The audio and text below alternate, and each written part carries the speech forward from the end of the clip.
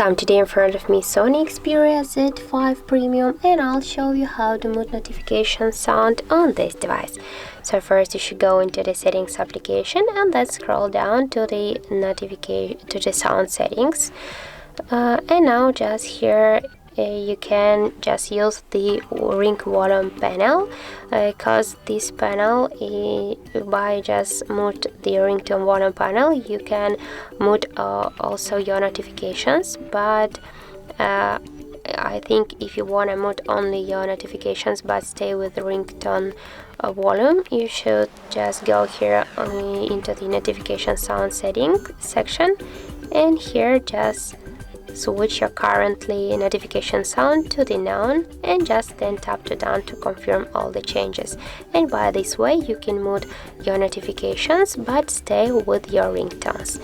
So that's it, that's how it looks. Thank you guys for watching, and if you find this video helpful, don't forget to leave a like, comment and to subscribe our channel.